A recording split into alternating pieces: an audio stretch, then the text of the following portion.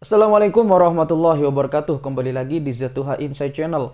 Setiap negara pastinya akan terus berupaya dan terus berinovasi untuk meningkatkan potensi yang ada. Dalam hal ini adalah potensi pariwisata. Karena dengan pariwisata, sebuah negara atau minimal daerah yang ditujukan di pariwisata tersebut akan menyedot turis, baik itu turis dari mancanegara ataupun dari dalam negeri.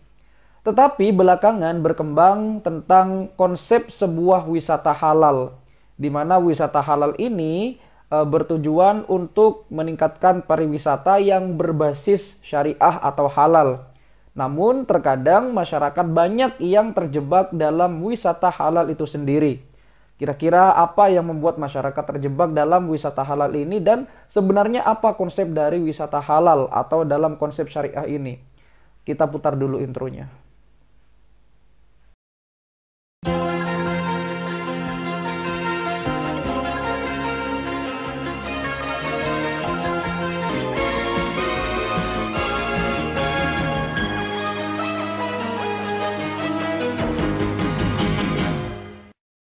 Apa definisi Anda tentang sebuah kata halal?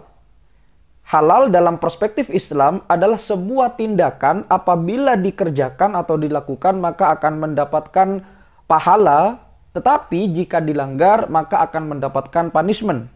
Itu kira-kira konsep dasar atau secara ringkas dari definisi halal. Sedangkan kalau haram, haram itu adalah sebuah tindakan atau perbuatan apabila dilakukan atau dikerjakan akan mendapatkan dosa atau punishment, tetapi apabila ditinggalkan maka akan mendapatkan ganjaran atau pahala. Begitu kira-kira konsep halal dan haram secara ringkas dalam perspektif Islam. Kalau Sobat Hero punya argumentasi lagi, silahkan tulis di kolom komentar sebagai referensi tambahan untuk saya pribadi dan untuk penonton YouTube yang lain. Baik, dalam hal ini halal dan haram adalah sebuah sistem dalam syariat Islam, di mana halal dan haram ini biasanya akan selalu identik kepada kemasyarakatan atau sosial, di mana biasanya akan dilihat terlebih dahulu hukumnya boleh atau tidak, halal atau haram. Namun bagaimana jika sebuah pariwisata atau konsep wisata dikemas dalam konsep halal? Dalam hal ini adalah wisata syariah, tentunya yang berbasis syariah.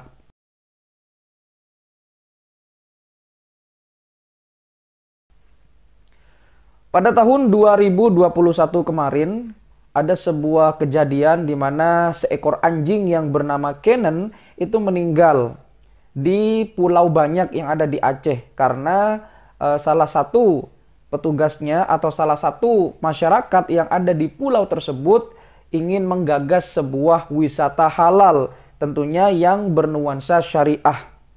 Dan pada waktu itu anjing yang bernama Kenan ini meninggal dunia lantaran kawasan tersebut akan dijadikan wisata halal yang berbasis syariah. Nah, pertanyaannya, apakah wisata syariah itu harus menghapus semua kehidupan ataupun aspek-aspek yang maaf dalam tanda kutip tidak halal atau mengacu kepada keharaman? Dalam hal ini adalah anjing. Apakah memang demikian? Karena dalam perspektif Islam, anjing adalah salah satu hewan yang diharamkan untuk dikonsumsi. Begitu kira-kira dalam perspektif agama Islam. Namun mari kita telaah terlebih dahulu apa yang disebut dengan wisata halal dan konsep wisata halal itu sendiri. Wisata sebenarnya adalah tempat rekreasi, di mana yang namanya tempat rekreasi itu adalah semua masyarakat boleh berkumpul di situ. Namanya juga tempat rekreasi. Jadi semua orang bisa berkumpul di situ tanpa syarat apapun. Ya tentunya selain syarat harus punya tiket dan sebagainya.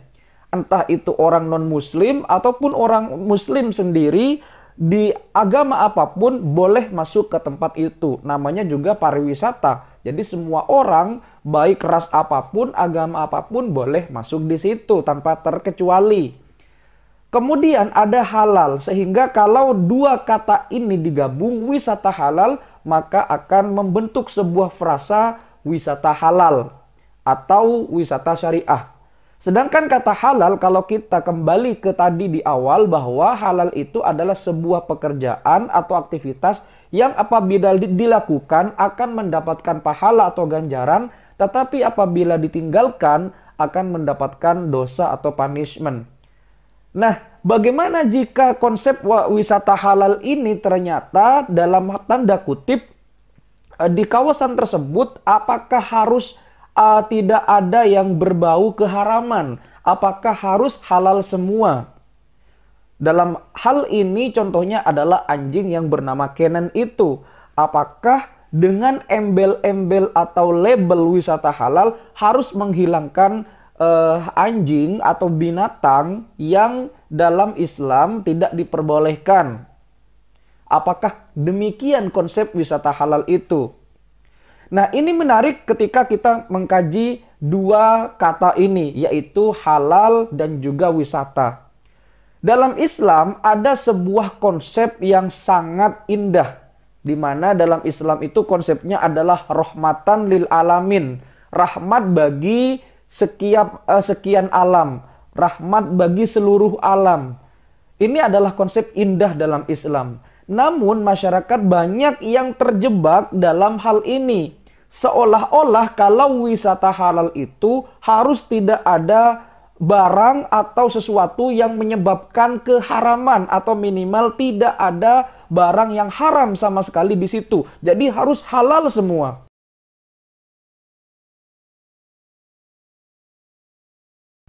Nah, tentunya ini salah kaprah. Mengapa bisa demikian?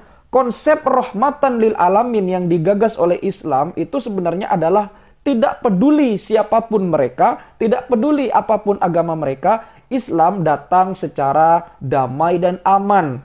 Dalam hal ini konsep wisata halal seharusnya tidak melulu tentang menghilangkan atau meniadakan hal-hal yang berbau keharaman, tetapi dalam tanda kutip harus dikendalikan sesuai dengan syariat Islam, bukan meniadakan.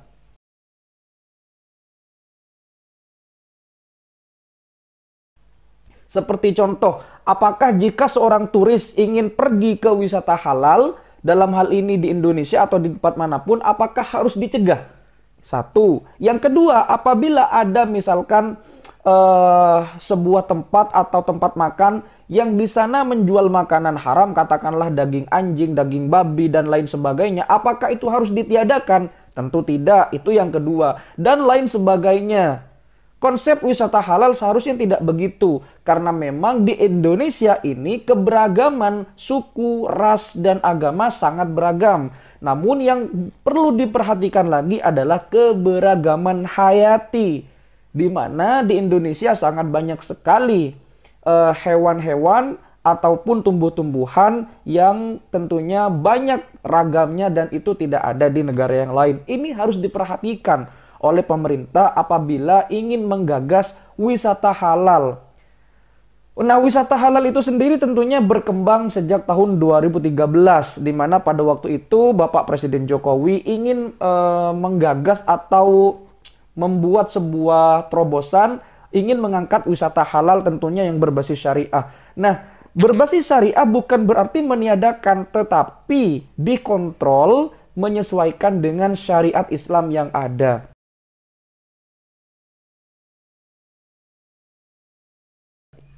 Jadi masyarakat jangan terjebak dalam hal ini. Bukan berarti wisata halal itu adalah semuanya harus dikontrol, kemudian harus ditiadakan seolah-olah tidak ada yang haram. Bukan begitu. Artinya kita ini bergabung dengan bermacam-macam ras suku bangsa. Tentunya boleh-boleh saja, asalkan yang bersangkutan atau turis-turis yang akan datang ke wisata halal itu tidak mengganggu keberagaman ini. Tentunya ini yang disebut dengan konsep wisata halal, bukan berarti meniadakan.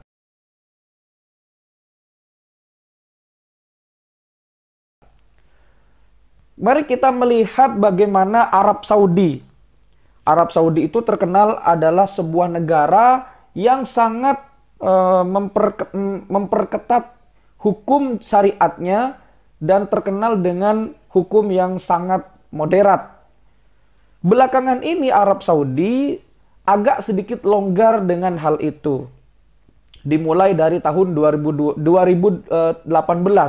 di mana pada waktu itu Arab Saudi mencabut larangan perempuan untuk mengemudi. Sekarang perempuan di Saudi boleh mengemudi.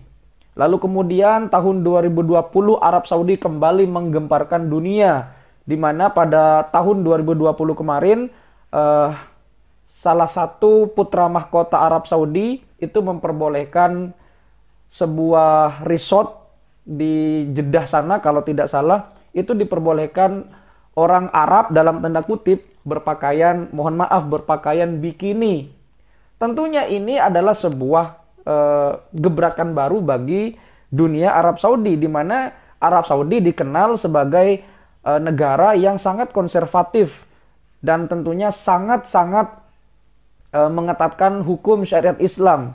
Jadi sekarang Arab Saudi pun juga sedang melangkah ke arah sana, sedang melangkah ke wisata halal berbasis syariah, dan tentunya ini juga disesuaikan dengan syariat Islam. Bukan berarti meniadakan semua harus halal semua. Nah, pertanyaannya, ketika harus halal semua, bagaimana ini bisa berkembang wisata halalnya? Karena yang namanya wisata, yang namanya turis, itu silih berganti berdatangan. Kita tidak tahu turis dari mana saja yang datang. Bisa jadi dia agamanya Kristen, bisa jadi dia agamanya Yahudi, bisa jadi dia agamanya Buddha, Konghucu, dan lain sebagainya. Bahkan bisa ateis. Nah, apakah mereka harus dicegah ketika mereka ingin masuk ke sebuah destinasi wisata halal? Tentunya yang berbasis syariah itu. Nah, dalam hal ini masyarakat tidak boleh ada keterjebakan. Dalam hal ini, wisata halal itu seharusnya harus berbasis global, berbasis universal. Karena pada dasarnya konsep Islam itu adalah rahmatan lil alamin, rahmat bagi sekian alam, rahmat bagi setiap alam semesta. Artinya secara universal. Kalau kita menggagas wisata halal kemudian diidentikan dengan tidak memperbolehkan sesuatu yang berbau haram ada di situ, tentunya ini akan menjadi problem baru. Artinya wisata halal ini hanya ditujukan untuk orang-orang muslim saja. Berarti orang-orang non-muslim tidak boleh berkunjung ke situ, kan begitu? Ataupun makanan-makanan yang ada di situ, apakah harus haram halal semua, kan begitu? Nah, mari kita berpikir ke arah yang seperti itu. Jadi wisata halal sekali lagi tidak melulu tentang meniadakan semua yang berbau keharaman, atau dalam tanda kutip jangan kita terjebak kepada halal dan haram itu sendiri. Jadi mari kita lebih bijak dan lebih mendalami literasi lagi bahwa wisata halal itu bukan melulu tentang sebuah meniadakan hal-hal yang tidak halal. Jadi semuanya harus kita universal, harus lebih fleksibel lagi.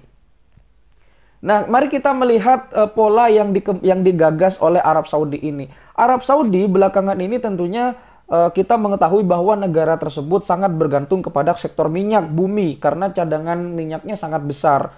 Tetapi Arab Saudi merencanakan bahwa Arab Saudi akan tidak tergantung lagi kepada hal itu. Terutama ada sebuah konsep yang digagas oleh salah satu pangeran Arab Saudi yang bernama Muhammad bin Talal, kalau tidak salah. Arab Saudi akan menjadi negara maju di 2030.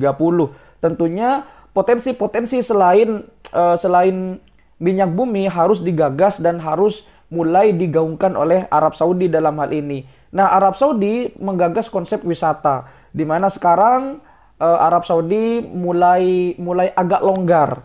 Jadi dulu Arab Saudi tidak ada bioskop, sekarang sudah mulai ada bioskop lagi. Kemudian perempuan dan laki-laki dulu tidak boleh berduaan di arena sepak bola. Sekarang boleh mereka dalam hal ini menonton sepak bola dan pertandingan. Bahkan ada juga sekarang di Arab Saudi sebuah pantai yang memperbolehkan pengunjungnya memakai pakaian bikini. Tentunya ini semua harus dikaji kembali oleh masyarakat Indonesia dalam menggagas wisata halal, karena memang potensi wisata halal ini cukup menjanjikan. Sekarang di daerah-daerah banyak sekali bermunculan wisata-wisata baru. Entah itu dari wisata pantainya, entah itu gunungnya, dan lain sebagainya. Tentunya kalau digagas sebagai wisata halal, tentu ini akan menimbulkan sebuah destinasi baru yang bisa mendongkrak perekonomian daerah tersebut secara khusus dan Indonesia secara umumnya. Sehingga mari kita jangan terjebak kepada kata wisata halal itu sendiri. Karena pada prinsipnya Islam itu adalah rahmatan lil alamin, rahmat bagi sekian alam, rahmat bagi seluruh alam semesta. Jadi pada dasarnya wisata halal ditujukan bukan hanya untuk orang muslim saja, tetapi ditujukan untuk semua kalangan, agama, ras dan bangsa yang universal. Yang perlu diperhatikan dalam wisata halal bukan hanya kehalalannya saja, tetapi keanekaragaman ras, budaya, dan juga dalam hal ini keanekaragaman hayati, flora dan fauna pun juga harus diperhatikan. Bukan melulu tentang meniadakan, tetapi disesuaikan dengan konsep syariah Islam yang ada. Itu sebenarnya konsep dari wisata halal. Mari kita jangan terjebak dalam hal itu, sehingga kita bisa memperbaiki lagi tentang definisi wisata halal itu sendiri. Mudah-mudahan video ini bisa bermanfaat untuk kita semuanya, dan mari kita sambut tentang wisata halal ini. Mudah-mudahan tentunya kita bisa diberikan kekuatan untuk selalu mengisi Republik ini menjadi lebih baik. Sampai jumpa di video berikutnya. Wassalamualaikum warahmatullahi wabarakatuh.